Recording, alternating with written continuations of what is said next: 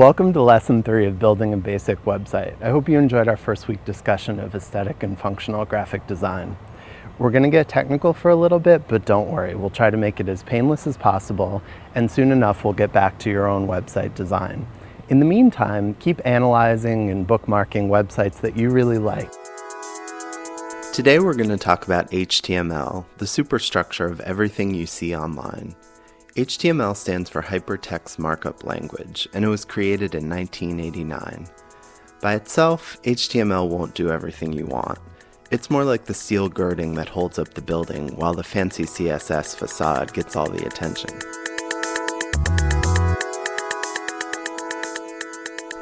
So let's begin. HTML is a simple language with a primary building block called a tag. Tags are easy to recognize because they're always written inside of brackets like this. So if you look at this simple bit of HTML code, you'll see a couple of different tags: body, p, a, img, and so on. You can recognize them because they're in those brackets. You might also notice what's called a closing tag, which looks like the opening tag except there's a slash.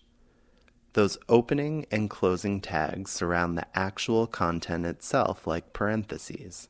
That content is what you see on the screen in most cases. Together we call the opening tag, the content that comes in between, and the closing tag an HTML element. HTML is a nesting language like those Russian doll toys.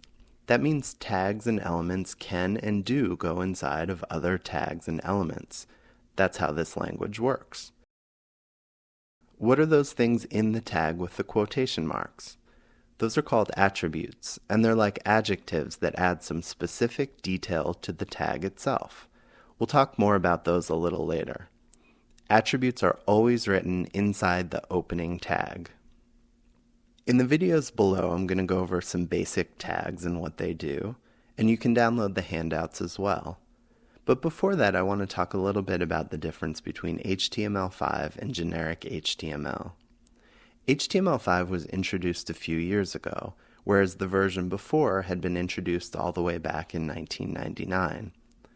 HTML5 is the future, and it's already viewable by a significant majority of browsers, including mobile.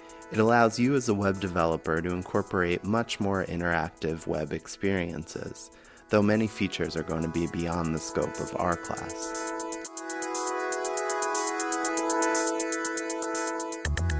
HTML is a language, and like any language, you have to practice and practice and practice until you get fluent. You can do that using the Komodo Edit software, and you can also follow along with the tutorials in the next step.